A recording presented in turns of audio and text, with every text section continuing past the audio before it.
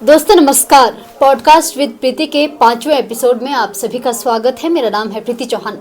दोस्तों आज ना केवल जिला सिरमौर, ना केवल हिमाचल प्रदेश, बल्कि हमारे देश की एक बहुत बड़ी हस्ती, एक महान विभूति हमारे इस पॉडकास्ट में हमारे साथ हैं। जी हाँ, हमारे साथ है पद्म श्री आदरणीय श्री विद्यानंद सरीख जी, जिनका हिमाचल प्रदेश की धरोहर, यहाँ की प्राचीन संस्कृति को उभारने में, उसे आगे लाने में और देश दुनिया तक पहुंचाने में एक बहुत अहम योगदान रहा है। आज हमारे साथ जुड़े हैं। ये हमारा सौभाग्य है कि आज हम इनसे बातचीत कर पा रहे हैं, आज इनके साथ बैठे हुए हैं। सर, सबसे पहले तो हमारे पॉडकास्ट में आपका बहुत बहुत स्वागत है। धन्यवाद बेटा चौहान, आपने जो मुझसे बातचीत करने के लिए एक समय निकाला है, मैं आपका आभार व्यक्त करता हूँ। और उस सरजमीन पर सिरमौर की धरती से जो अनादिकाल की एक जीती जागती मिसाल है कि ये न केवल धरती है बल्कि सांस्कृतिक धरोहर की एक अनोखी मिसाल है। बिल्कुल, बहुत सही कहा। सांस्कृतिक धरोहर की अनोखी मिसाल है और तभी आप जैसी महान शख्सियतें यहाँ पर पैदा हुई है। सर जिला सिरमौर के ही रहने वाले हैं और पद्मश्री अवार्ड से सम्मानित हैं। सर का जो है वो शिक्षा के क्षेत्र में, चाहे वो संस्कृति के क्षेत्र में, साहित्य के क्षेत्र में बहुत बड़ा योगदान रहा है। अपने पूरा जीवन आपने अपनी संस्कृति को बचाने में दे दिया है। लेकिन आज का समय कुछ और है। आज की युवा पीढ़ी उस संस्कृति को शायद नहीं बचा पा रही है। कितना चिंताजनक विषय है, कितना दुख, कितना दर्द दिल में है कि जिस संस्कृति को आप बचाते आए हैं बचपन से, 4 वर्ष की आपकी उस समय आयु थी जब से आपने हिमाचल प्रदेश की जिला सिरमौर की संस्कृति में कदम रखा है, तो कैसा आज महसूस होता है जब आप देखते हैं? आप को मैं पहले तो धन्यवाद इसलिए कर रहा हूँ कि आपने मुझसे जो प्रश्न पूछा है ये निहायत एक आवश्यक भी है और भविष्य के लिए एक हमारी रास्ते को प्रशस्त करने वाला भी है। पहले हम जाने भी हिमाचल प्रदेश की संस्कृति है क्या। पहले तो संस्कृति के शब्द को हम क्या नाच गाना ही समझते हैं, क्या वास्तुकला ही समझते हैं, क्या खान पान समझते हैं या पहरावा समझते हैं। अनेक विधाएं हैं जो हिमाचल प्रदेश में है कहा है। मैं संक्षिप्त में ये बता दूं तो मौलिक रूप से हम ये नहीं दूसरी यहाँ की लोक संस्कृति वहाँ की भी समृद्ध है, लेकिन कहीं ना कहीं उस पर प्रभाव पड़ता रहा है। जैसा कांगड़ा में क्या कहते हैं पठानों का आक्रमण हुआ और संस्कृति को ध्वस्त कर दिया। आज वहाँ पर अकबर का वो क्या कहते हैं छत्र पूजा जाता है ज्वाला जी में, तो वहाँ उस थली में रखा हुआ। ये मैं आलोचना नहीं है, मेरा किसी पर धर्म पर आक्षेप नहीं है, लेकिन मैं जो मौलिक संस्कृति रही है वो गिरी नदी के किनारे रही है। गिरी नदी सिरमौर के बीचों बीच बहती है। सिरमौर जो क्या कहते हैं कालसिया से लेकर के तरोज तक सिरमौर था और जुब्बल और कोटखाई के बीच में एक पहाड़ी है कुप्पड़। वहाँ पर एक साधु आया, उसकी कमंडल गिर गया और वो उसको नाम वो गिर गया। जैसे ही गिर गया उसने कहा गिरी गंगा, वो स्वर्ग से गिरी गंगा लाया था।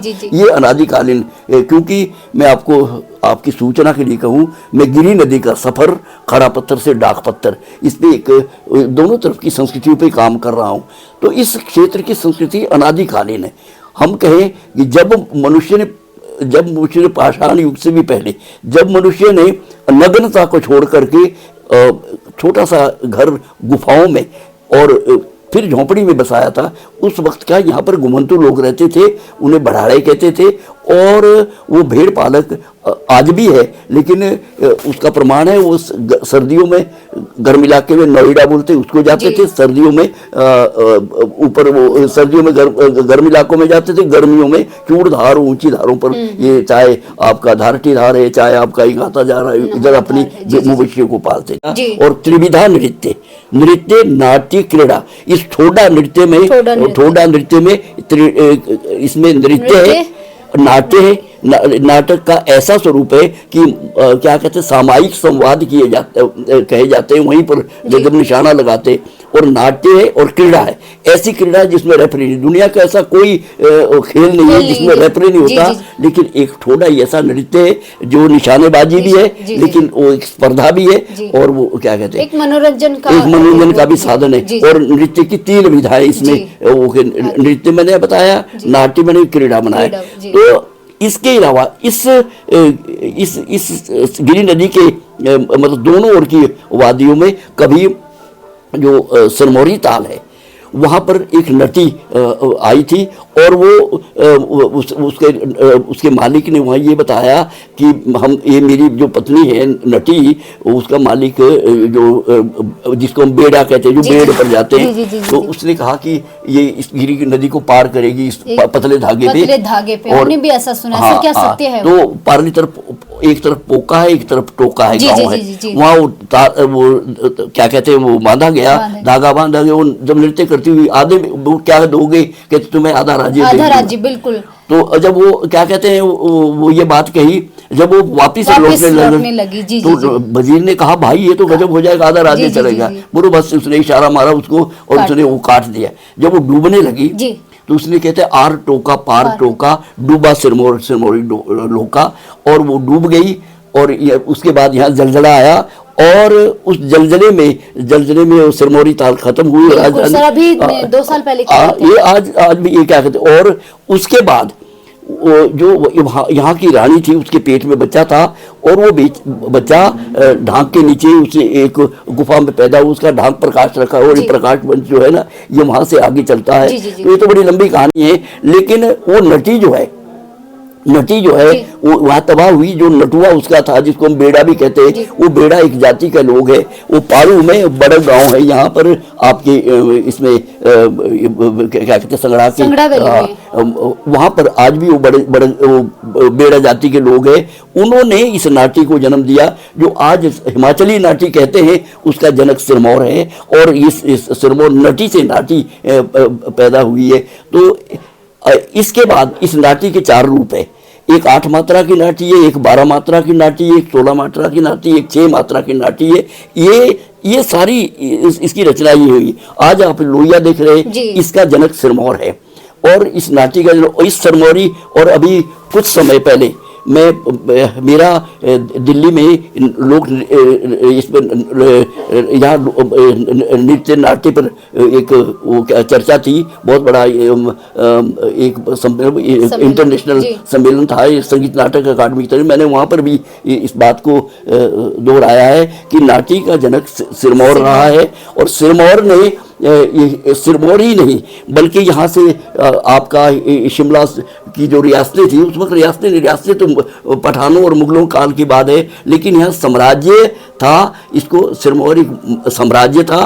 और इसका नाम चंद्रगुप्त मौर्य ने सिरमौर रखा है। और आज भी इसके अवशेष मिलते हैं क्योंकि कुलिंदों ने चंद्रगुप्त की मदद की थी और उसकी मदद के फलस्वरूप ये क्या कहते हैं यहाँ पर इसका नाम पड़ा। और आज उस सिरमौर की धरती पर आप भी है, हम भी है और ये पूरा क्षेत्र है। लेकिन इस सांस्कृतिक पहल के जन्मदाता जो है वो सिरमौर रहा है। और इस सिरमौर सरताज है क्योंकि कलयुग में भी यहाँ डॉक्टर वाई.एस. परमार जैसे जिन्होंने इस संस्कृति के लिए बचाया है काम, और हमारे को मुंडू बचने से बचाया, पूरे हिमाचल को वो लड़ते रहे। उन्होंने इस पहाड़ी के तहत पंत जो थे उस वक्त के, इधर से सरदार जी थे और वो क्या कहते पंजाब के क्या कहते मुख्यमंत्री, ये दोनों इसको सिरमौर हिमाचल को ख़त्म करना चाहते थे, इसको मिलाना चाहते थे। लेकिन उसकी अपनी हिम्मत और अपनी जो खुदारी थी था, आज हमें गौरव मिला है और आज हम गौरव से हिमाचल बनते। तो ये अगर ये हैं इस बात को मानते तो इस नाटी का जनक ये जब सिरमौर है तो हमें आज दुख होता है कि आज इस सारी सांस्कृतिक परिवेश का, चाहे वो पूजा पद्धति है, लोक पूजा पद्धति है, चाहे वास्तुकला है, चाहे रहन सहन पहनावा है, खान पान है, हमने खान पान पर भी काम किया है। 36 व्यंजन हमारे शास्त्र में है, लेकिन सिरमौर में 72 व्यंजन बनते हैं अलग अलग, और उस पर काम किया है। तो और फिर इस नाटी को मेरी टीम के साथियों ने आज विश्व बुक रिपोर्ट में जोगिंदर हाबी के नेतृत्व में विश्व बुक रिकॉर्ड में डाला है। तो अब इससे हम गौरव कहेंगे कि भी सिरमौर है इसलिए, तो ये तो बात रही इसलिए। लेकिन आज सिरमौर के अलावा पूरा जो हमारा हिमाचल प्रदेश है, जिस तरह से आपने कहा कि पाश्चात्य प्रभाव से ग्रस्त है, जी बिल्कुल उसे बचाना हमारा एक फर्ज है। इसलिए हमें जिन लोगों को अल्हड़ कहा जाता है, जिनको बैकवर्ड कहा जाता है, जिसको ये सिर्फ दिखावे के लिए कहा जाता था और सिरमौरिये को हेय दृष्टि से देखा जाता था, आज वो सिरमौर गौरव है वो पूरे हिमाचल प्रदेश का ही नहीं बल्कि भारतवर्ष का, क्योंकि यहाँ मौलिक संस्कृति आज भी है और आज वो अतीत की विरासत में हमको मिली है। ये एक बात है, इसको बचाने के लिए हमें तन मन धन से काम करना और खास तौर से मीडिया को तो इस ओर झुकाव चाहिए ताकि ये मीडिया और जो हमारी युवा पीढ़ी है, युवा पीढ़ी तब आएगी साथ में जब मीडिया उनको आकर्षण देगा और इसकी महिमा और इसकी अहमियत को जब मीडिया उन तक पहुंचाएगा, उन्हें हमने कोशिश की है कि हमने क्या कहते हैं रविंद्रनाथ टैगोर के उपन्यास को करियाला शैली में ढाला है और वो उनकी 150वीं वर्षगांठ कर क्या कहते उनका उपन्यास है आँख की खड़कन, वो क्या कहते आँख की किरकिरी। उस आँख की किरकिरी को हमने और मेरे साथी योगेंद्र आदि साथियों ने आँख की खड़कन नाम से करियाला शैली में डाला है। मतलब ये कहने का मतलब है कि हम जब इसको हम करेंगे और उसमें आकर्षण देंगे तो आज उसको लोग C2 को आकर्षण देखते हैं, बराल 2 को आज लोग जनमानस आकर्षण से बड़े तमन्ना से देखता है।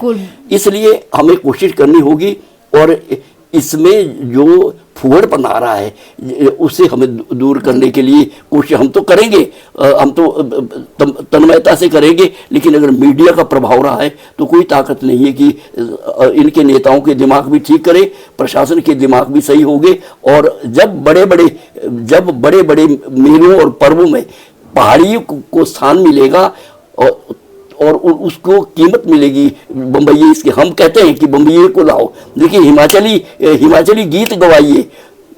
हमने रेडियो पे वो क्या कहते हैं बहुत अरसा पहले लागारे डोडा धमाका एक क्या कहते इसके फिल्म के मशहूर गायक से गवाया, 6 दिन तक वो उसकी तैयारी की तब वो गा सका। अगर ऐसे वो करते उनको दे दो 2 लाख, लेकिन आज रेणुका मेला होता है लाखों रुपया उनको दे देते, वो वहाँ पर क्या कुछ गा जाते। जो हिमाचली गायक और हिमाचली कलाकार है वो धक्के खाते। तो ये मैं कहना चाहता हूँ अगर ऐसा बचाना है तो प्रशासन को भी, सरकार को भी और मीडिया को उनको रास्ता बताना होगा और उनको अनुकरण करना होगा, अनुसरण करना होगा, तो युवा आपके साथ होगी निश्चय ही। ये मेरा आप जैसी महान शख्सियत को हमारा भी नमन है सर। आपका बहुत बड़ा योगदान रहा है, साहित्य हो चाहे शिक्षा हो। शिक्षा की बात कर लेते हैं, आप एक शिक्षक भी रहे हैं, आप पत्रकार भी रहे हैं, आप जो है वो साहित्यकार भी हैं और संस्कृति के संरक्षक भी हैं। आप थोड़ा सा अपनी पृष्ठभूमि के बारे में बताएं, प्रारंभिक शिक्षा दीक्षा कैसे कहाँ से हुई है और संस्कृति को आपने कैसे पहचाना? आप क्यों इतना संस्कृति को प्रमोट करते हैं, क्यों इतना संस्कृति के लिए आप तन मन धन से लगे हुए हैं? आपका निजी इसमें क्या वो कहता है कि मतलब संस्कृति को बचाना है या इसका संरक्षण करना है? एक बड़ा प्रश्न है ये आपका, क्योंकि मैं तो आप कहूँ मुझे न जाने मेरी माँ या बाप ने किस जाने अनजाने मंच दिया 4 साल में और गांव की करियाला दल में मैं एक छोटा सा बच्चा नृत्य करता रहा। तो आगे बढ़ा, स्कूल में मुझे मिला। तो मैं 1956 सावन में 8th में पढ़ता था। तो मुझे दिल्ली जाने का मौका मिला रेडियो के, ऑल इंडिया रेडियो की तरफ से, और वहाँ पर मुझे गाने का मौका मिला। और डॉक्टर वाइस परमार उस वक्त सांसद बने थे, वो यहाँ पर तो टेरिटोरियल काउंसिल बने थे, वो दिल्ली में थे। और उस सभा में सप्रू हाउस में doctor Keskar ji was the broadcasting ministry of India, वो भी उसमें चीफ गेस्ट थे।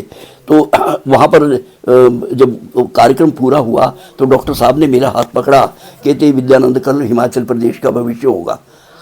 तो उस दिन तो मेरे लिए कुछ भी नहीं था, बस 7वीं 8वीं का बच्चा क्या होता है।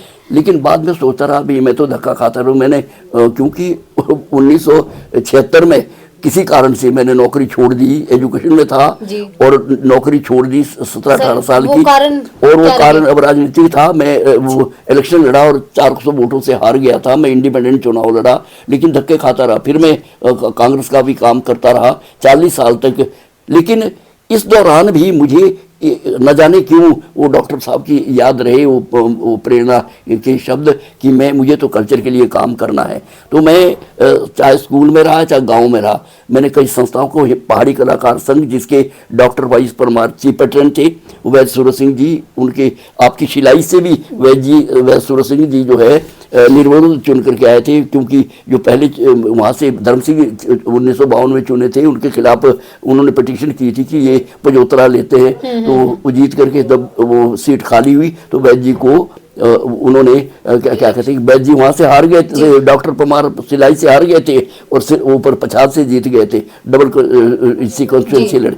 कहने का तात्पर्य यह है कि डॉक्टर साहब की भी प्रेरणा मिली, वैद्य जी की भी मिली।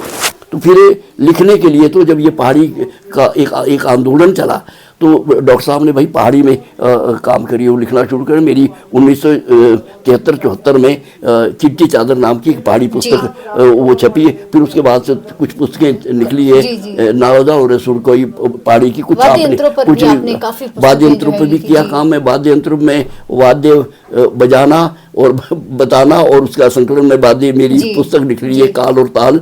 और लेकिन वो सब जो है 35 पुस्तकें एक बोरे में बंद है, मैं उसको छपा नहीं सका। मैं तो मेरे तो बड़ा लंबा परिवार था। लेकिन जो ये प्रेरणा है ये इन महापुरुषों के लिए हमने भी सोचा भाई फिर एक रास्ता भी था, एक स्वार्थ भी था। भाई अगर हम हिंदी की दौड़ करेंगे, ये तो राष्ट्रभाषा है, लेकिन उसके लिए बड़े बड़े विद्वान हैं, लेकिन इसको कौन देखेगा? अगर ये जो अपनी यहाँ की रहन सहन रीति रिवाज रोज की भाषा, ये अगर ये खत्म हो गई तो हम तो इन बातों को सोचता हुआ मैं जब विदेश गया तो बुल्गारिया में मैं कुदरती दूतावास में उनका थैंक्स कर रहा था। टूटी फूटी अंग्रेजी भी बोल में जो कुछ बोल लिया वो बोल रहा था। तो मेरे से एक लाइन लिखी है, the culture irrigates the roots of the nation, culture irrigates the roots of the nation. तो उसने कहा, क्या कहा आपने? क्या कहते हैं, वो भारत का राजदूत डिग्नियाल था, वो क्या कहते हैं वहाँ पर दूतावास में। तो उनके साथ एक वहाँ पर एक लेडी थी, वो वहाँ डायरेक्टर थी। उसने कहा कि मुझे हिंदुस्तान की महिलाएं, वो क्या कहते साड़ी पहन के हमारे मध्य में आती थी, वो कहती थी कि मुझे भारतीय नारी बड़ी पसंद है इसलिए कि यहाँ शाल देता है, हमारे तो नगनता है। कहते उसने कहा मैंने गोकुल वृंदावन में जाकर के सूरदास पर पीएचडी की है। मैं हैरान हुआ कि वो लोग हमारी संस्कृति को वो क्या कहते हैं अध्ययन कर रहे हैं और हम पाश्चात्य को उस भाषा को बोल रहे हैं जिसका ना व्याकरण है, आपका व्याकरण जो है, और जिसका ना व्याकरण है ना जितना शब्दकोश है ना उसके जो उच्चारण के स्थान है। आप नाइफ को देखिए, केल साइलेंट करके नाइफ बन जाता है। और वो क्या कहते हैं एक आयशर है, उसमें एक क्या कहते हैं गाड़ी है और वो लिखा हुआ है जो अक्षर है वो और है, उच्चारण और है। फिर चाची और मामी सामने बैठी है, वो दोनों आंट है, चाचा और मामा दोनों बैठे, वो दोनों अंकल है। तो जिस भाषा का इतना कमजोर है वो तो इसलिए ताकतवर बनी कि उनका सूर्य कभी अस्त नहीं होता था क्योंकि इतना बड़ा राज्य था। लेकिन हमारी जो सांस्कृतिक विरासत है ये संस्कारों से पली है, उससे संस्कृति बनी है, संस्कृति से सभ्यता बनी है और सभ्यता ने भाषा को जन्म दिया है। उस भाषा में संस्कार है और साधना है और तभी ये विश्व की सबसे ऊंची बात है। और यही कारण है कि हमारा देश विश्व गुरु कहलाया है। वो चाहे विवेकानंद का प्रयास हो कि जिन्होंने विदेशों में जाकर के इस धर्म के नाते नहीं, यहाँ के सांस्कृतिक परिवेश को वहाँ तक पहुँचाने में दक्षता निभा करके, जिस आदमी को 31 बीमारियाँ थी और 39 साल में मर जाता है आदमी, उस आदमी ने आज क्या कहते हैं हमारे इस धर्म की राह से अपनी संस्कृति को वहाँ पहुँचाई। तो इन सारे प्रभाव से अध्ययन करके, सभी पुस्तकों का अध्ययन करके मुझे प्रेरणा मिली कि संस्कृति के जो जड़ है, वेदों की जड़ है, जो पुराणों की जड़ है, जो ऋचाओं की जड़ है और जो संस्कारों से पड़ी उस संस्कृति के लिए कुछ कर सके। ना कुछ मिले और ना मिले, मुझे मिला, मैंने तो खोया है, पाया नहीं। बहुत गहरी और बहुत ही महत्वपूर्ण बातें आज हमें भी पता चल रही है, बहुत कुछ सीखने को हमें भी मिल रहा है। जिस तरीके से आपने सिरमौरी ताल की कथा बताई, वो कहानी बताई, हमने भी केवल सुनी थी, आज मुझे यकीन हो गया कि वो बिल्कुल सत्य है। सर, आजकल जो है वो समय लगातार बदल रहा है और हम देखते हैं कि बहुत सारी चीज़ें, बहुत सारे जो है वो युवा कलाकार जो है वो आगे बढ़ रहे हैं, लेकिन कहीं ना कहीं वो बदलाव कुछ अच्छी दिशा में भी है, कुछ अलग दिशा में भी है। अगर मैं बात करूं वाद्य यंत्रों की, पारंपरिक जो वाद्य यंत्र है, वाद्य जो हमारे कलाकार हैं, या फिर मैं ड्रेसिंग सेंस की बात करूं, उसमें भी काफ़ी बदलाव आए हैं। वाद्य यंत्रों की बात करूं तो डीजे या ये सब चीज़ें, इसकी और लोग ज़्यादा आकर्षित होते हैं। तो पारंपरिक वाद्य यंत्र काफ़ी कम हो गए हैं, इसके क्या कारण? कारण यही है, सबसे बड़ा कारण तो ये है कि जो पारंपरिक वाद्य है, वाद्य यंत्र है, उनको बजाने वाले ने अपना जो उसका मौलिक अस्तित्व वो बिगाड़ दिया है। वो उधर को दौड़ रहे हैं कि इसकी पहचान शायद जो रामडोल की पे ये क्या कहते हैं ढोल धमाके की, वो हमारी ज्यादा होगी। आज डीजे ने हमारी गायन शैली को खत्म कर दिया है। और ये जो पैड और ये क्या कहते हैं ऊंची आवाज वाली गायन है, वो हमारी जो शहनाई, ढोल और बांसुरी में जो माधुर्य था उसको समाप्त कर दिया है। और फिर ये हमारे ये सारे वाद्य यंत्र हमारे एक व्यक्तिगत ये निधि नहीं थी, ये देव परंपरा की निधि थी, देव आस्था की निधि थी। देव परंपरा से ही हमारी ये संस्कृति आज तक बची है। क्योंकि मजबूरन के नहीं ऐसा करेंगे तो देवता का दोष लगा। वो चाहे हम जाने अनजाने वो उसको चाहे ऑर्थोडॉक्स का हो उनको, लेकिन हमें एक राहत से पहुंचे, कुछ जो बचा है उससे बचा है। इसलिए ये एक हमारे लिए एक चुनौती है कि हम इन तालों को उस विधा से बजाए जो हमारी मौलिक विधा थी। क्योंकि सुबह से शाम तक, सुबह चौगड़ी बजती है, उसके बाद पाची बजती है, उसके बाद संधीवा होता है संध्या के समय, उसके बाद नौगत बजती है रात को। ये रोज की परंपरा, देव परंपरा आज भी हमारे गांव में यही होता है। कई देव जहाँ पर देव स्थान है और जो उसके पुश्तैनी जो गंधर्व समुदाय से लोग हैं वही जानते हैं इसको। आज तो हर एक आदमी संगीतकार बन गया। फिर हमारे लोगों ने नकल करने जो कि पता नहीं, शायद अगर मैं वो क्या कहते हैं आदि पैंट पहन करके जिसको वो क्या कहते हैं फटी हुई पैंट पहन करके वो डांस करूंगा तो लोग मुझे बड़े पसंद करें। लोहिया नहीं तो मैं जब भी 2-3 बार राष्ट्रपति के सामने मुझे पुरस्कार देने के जाने में मैं लोहिया पहन करके बड़े गौरव से जाता था और खुद को अपने आप ये सोचता था कि ये हमारी एक धरोहर है और हम जो कुछ प्राप्त कर रहे हैं आपसे इस धरोहर में समेट करके अपने गांव ले जाएंगे। कि आज मुझे यहाँ गाताधा में आकर के ये एक मौलिकता मिली है। क्या कहते हैं जो जिस आयोजक ने पारंपरिक यहाँ पर वो किया जा रहा है और साथ में इस गांव के परिवेश में इतना बड़ा आयोजन सिरमौर का करके एक नायाब कार्य हुई एक बात। तो ये चीजें सब हमको बचाएगी अगर हम इधर इसके साथ जुड़ करके इसका खोज करके और इसको सही दिशा से लोगों तक पहुंचाएगी। इसमें आकर्षण भी होगा निसंदेह। अगर अटपटे हालत में है, मैं तो इस बात का भी एक बात कहूँगा कि क्या कारण है कि हिंदुस्तान में फौज के बाजे में जब जनगण जो है ना वो क्या कहते हैं पाश्चात्य वाद्यों पर अगर शहनाई और ढोलक पर उसको बजाया जाए तो कितना यहाँ ऐसे शहनाई वादक है। जब राजस्थान गया, मैं पूरा हिंदुस्तान घूमा है मैंने, तो राजस्थान में गया तो ऐसे सुरीले लोग हैं जो क्या कहते हैं मैं कहूँ बिस्मिल्लाह खां है कि नहीं, सभी वहाँ बिस्मिल्लाह खां हैं, गाँव में भी मिलेंगे, लेकिन उनको वो साधन विहीन है। वो सीखे किससे? सिखाने वाला नहीं, सिखाने वाला वो भी भूखा, सीखने वाला भी भूखा। और जो देने वाले वो पैसा जो कुछ मिल रहा है देने वाला वो उधर बम्बई और क्या कहते सिनेमा को बांट रहे। तो हमारी संस्कृति का नाश नहीं होगा। और कौन इसका अगर इसको आकर्षित तरीके से परोसा जाएगा, पेश किया जाएगा तो निस्संदेह हमारी संस्कृति पड़ाव पर पहुंचेगी और हमारा देश भी बचेगा। जिस देश की संस्कृति का ह्रास होता है वो देश नहीं बच सकता। बिल्कुल, बहुत सही कहा। और ये है पहचान हिमाचल प्रदेश जिला सिरमौर की संस्कृति की। सर को कई बार देश के प्रधानमंत्री, राष्ट्रपति और देश की कई बड़ी हस्तियों से मिलने का अवसर मिला इसी हिमाचली वेशभूषा में। लोहिया जो हमारी पहचान मानी जाती है, हिमाचली ताज, सिर का ताज जो हिमाचली टोपी जिसे कहा जाता है, इसी वेशभूषा में सर ने कई महान विभूतियों के सामने अपने आप को प्रदर्शित किया है, न केवल अपने आप को बल्कि पूरे हिमाचल प्रदेश। सर जैसे ही आपको देखते होंगे, पहले ही लोग दूर से कहते हैं कि हिमाचल प्रदेश से आए हैं, तो आपने न केवल अपने आप को वहाँ पर प्रेजेंट किया, पूरे हिमाचल प्रदेश वासियों को आपने प्रेजेंट किया है। और हमारा भी गौरव से सीना चौड़ा हुआ है कि हिमाचल प्रदेश की संस्कृति पूरे देश दुनिया में आपके माध्यम से पहुंची। सर अंतिम प्रश्न फिर कंक्लूड करेंगे क्योंकि आप काफ़ी थके हुए भी हैं। आप जो है शिक्षा में भी रहे, साहित्य में भी काफ़ी आपकी रुचि रही, पत्रकार कैसे बने?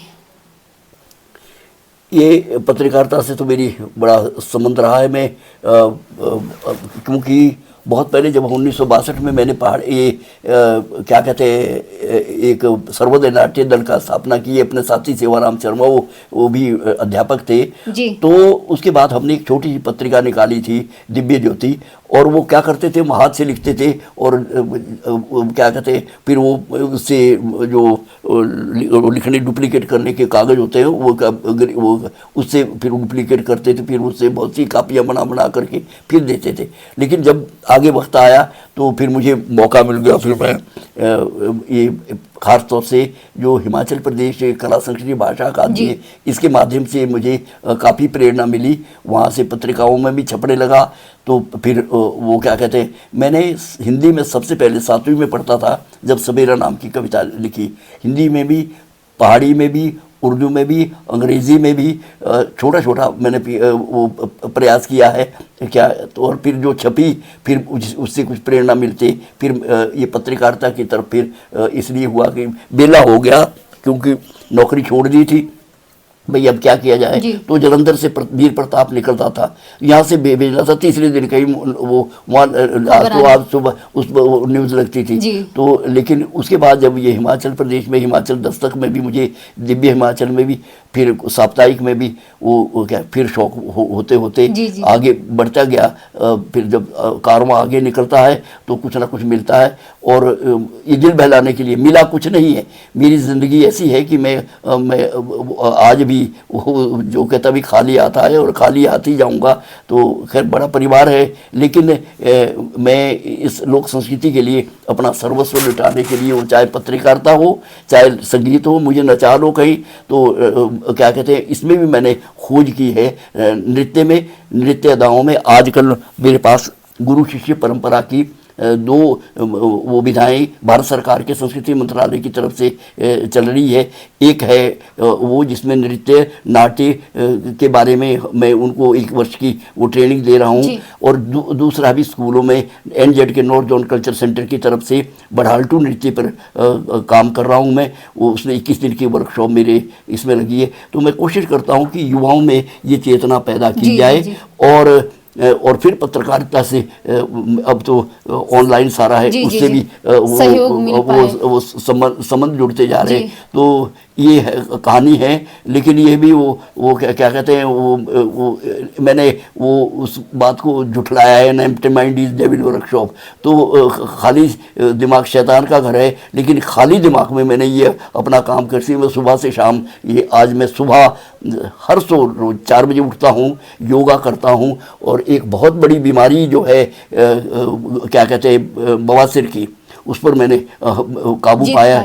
100 ग्राम खून निकलता था, लेकिन अब मैं बिल्कुल दुरुस्त हूँ। और वो क्या कहते हैं योगा ने मुझे, लेकिन ये मेरा नित्य है सुबह शाम जो कुछ भगवान को ठगने का काम राम राम करते हुए जो कुछ होता है। लेकिन उसके बाद में लिखा पढ़ी का काम, चाहे घर में बैठा हूँ चाहे बाहर बैठा हूँ, मेरे पास कई बार मैं नोट पर भी लिख लेता था, जो खाली जगह में जब किताब ना हो। एक बार मैं लकड़ी लेकर के आ रहा था तो मुर्द घाट के सामने से आया, मैंने पीछे में भाड़ा वो पीछे रखा, और मुझे ख्याल आया भी क्या कहते हैं ये तो शमशान है। एक ऐसी हिंदी की काफ़ी लंबी कविता वो लिख डाली। जब उसके नज़दीक दुकान के पास आया मैंने, फिर वो वहाँ पर उससे कागज़ मांग कर उस पर लिख डाला।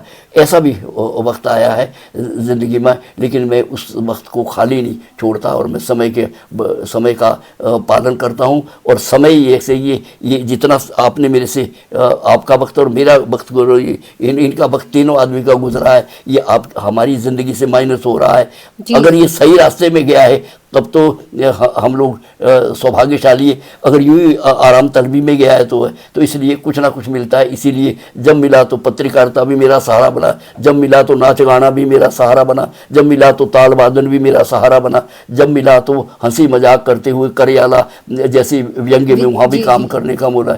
इसीलिए इस समय के सदुपयोग में समझिए ये पत्रकारिता भी मेरा सहारा बनते आगे निकला और मेरा ये 84 साल तक का जीवन जो है आनंद से बीत रहा है। मैं यहाँ आपके साथ हूँ तो मैं अपने आप को सौभाग्यशाली, मुझे भूल गया है कि मेरी बीवी बीमार है और उसके लिए वो क्या कहते हैं ऑक्सीजन लगी हुई है वहाँ पर, लेकिन मैं यहाँ हूँ तो मुझे एक सुकून मिल रहा है, क्योंकि इस ऐसी चर्चाएं ज़िंदगी का सुकून देती है जब जिनमें वो मिलता तो समझिए हमारा नाता ईश्वर से सीधा संपर्क हो जाता है। हम भूल जाते हैं दुनिया को। जब दुनिया से आपका वो जब वायुयान से वो यान ऊपर चला जाता तब वो चांद पर पहुंचता है, नहीं पहुंच सकता। इन्हीं शब्दों के साथ यही बात कहूँगा मैं आपको, और आपका पुनः दोनों बेटियों का धन्यवाद।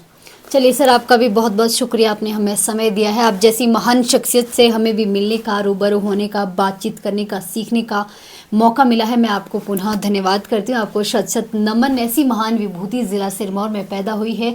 ये थे हमारे साथ ज़िला सिरमौर की, हिमाचल प्रदेश की एक बहुत बड़ी शख्सियत, जानी मानी हस्ती, पद्मश्री आदरणीय श्री विद्यानंद सरेख जी। तो दोस्तों, आपसे जल्द मिलती हूँ नई शख्सियत और नई कवरेज के साथ। अभी के लिए फ़िलहाल इतना ही। नमस्कार, थैंक